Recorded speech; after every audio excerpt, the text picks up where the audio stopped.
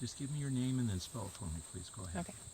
Kris Van Haitsma, KrisVanHaitsma. What would be your title? Owner. Owner. Owner, okay. And then your title, sir? Or your name and then your title? Steven Haitsma. STEVANHAITSMA. Sub-owner. Sub-owner. Oh, No. no, owner as well. Let's look at Brenda when you answer. But Okay. remember, I'm going to step back a little. And you know, this is very informal. If you feel as though, you know, you're started in and it's like not going well, just stop and we can start again. Or so, Okay. you know, don't feel pressured in that She's way. good at this. She'll do it on the first take. I'll have to repeat it a few times. It's fine, whatever. Okay. Okay. We'd like to hear how your business got started and a little bit about it. Okay. So our business is Mud Lake Farm. We are a small family farm in southern Ottawa County. We have about 36 acres of really low land. And so when we moved here, we just really wanted to find a way to farm on this land that would preserve the environment and not cause a lot of runoff and things that we were seeing from farms around us. And so we were interested in ways to grow that were not like the conventional agriculture, so woody agriculture, long-term plantings. So we're growing things like elderflowers, which are a bush that grow for years and years and don't need replanting. It preserves the natural environment for the wildlife around us. I'm just kind of... No, that was Okay, I'll let you say some things because I'm just kind of running on. That was That was good. good. Was it? Very Okay. natural. That was good. Okay. Why don't you talk about the CSA? Okay. You know, the hoop houses, and then maybe we'll come back to you talking about the processing and the products. Okay. Okay, so All right.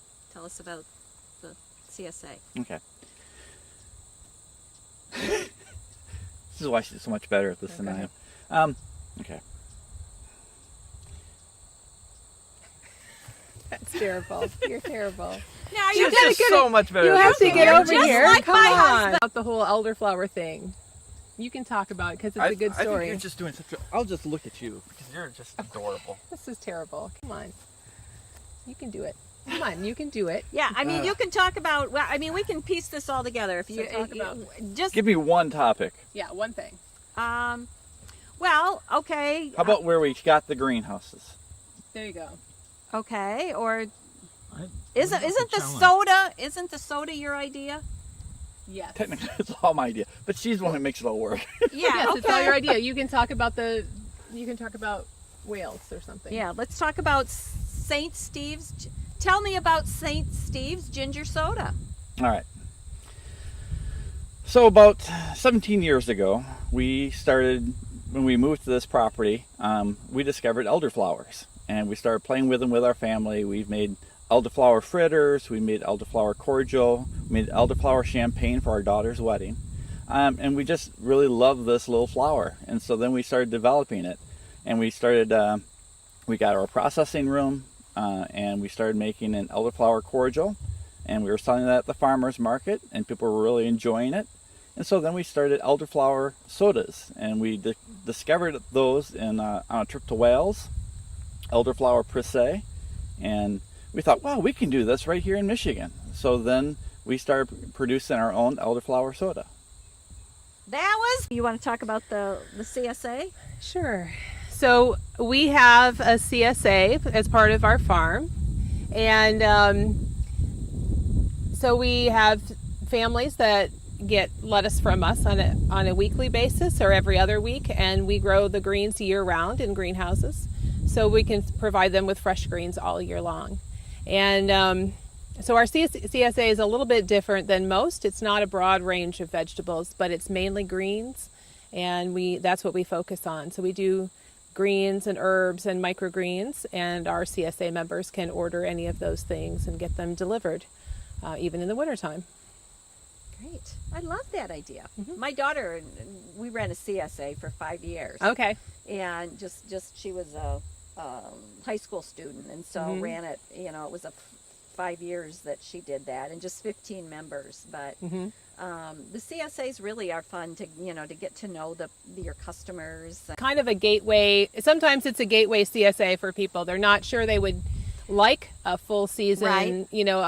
all the different vegetables, Right. but they know they eat a lot of salad. Yes, And so, that's what's really great about it. yeah, so it's nice. And a lot of people will use our, be part of our CSA for most of the year, and then maybe when they may join a regular CSA during the summer, and when they get lots of greens from that CSA, they may take a break for a month or so. But it works out really well for us. We also, sell to a lot of restaurants, and so that's the other part of our business is working with chefs and growing stuff for them. Let's talk about the biggest challenge. What's our biggest challenge? In regards to what? The soda farming or in general? the... Or- It could be related to the farming. It could be related to marketing. It could be related to regulation. What have been your obstacles to overcome? Lots of things. Can you think? Yeah. One of the things that we struggle with is the marketing aspect of it. The getting the word out there. A lot of our marketing is word of mouth. We typically have expanded our restaurant and CSA business mostly by word of mouth. The soda is a different thing because people are, we're looking for bigger markets, and so it doesn't go as well as maybe the lettuce did with a word of mouth approach.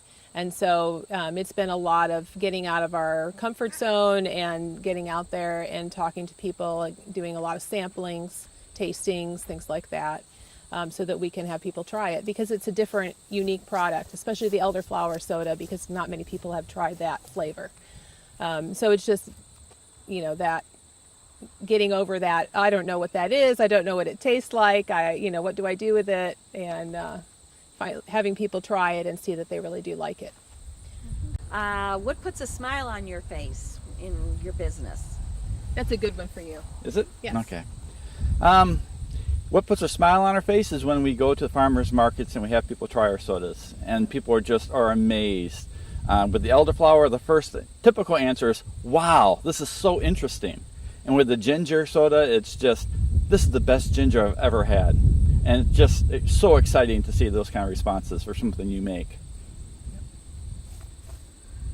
Okay. All Now, Okay. And when I point to you, you can go ahead and go.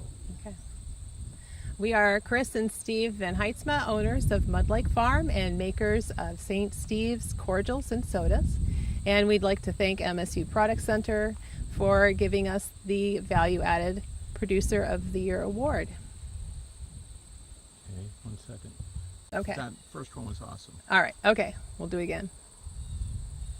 We are Kris and Steve Van Haitsma, owners of Mud Lake Farm and makers of St. Steve's cordials and sodas. And we would love to thank MSU Product Center for awarding us with the Value Added Agriculture Producer of the Year award. No. perfect. We are Kris and Steve Van Haitsma, owners of Mud Lake Farm and makers of St. Steve's cordials and sodas. And we'd like to thank MSU Product Center for giving us this year's. Do it again. Yep. Sorry, I saw that. That was good. I'm getting lost in the too many things to say. There's a lot to say there. You need a whiteboard with all those words on it. Okay. You're supposed to be looking in the camera. I know. I'm waiting for you to get started. We are Kris and Steve Van Haitsma, owners of Mud Lake Farm and makers of St. Steve's cordials and sodas. And we'd like to thank MSU Product Center for giving us this year's Value Added Agriculture Producer of the Year award.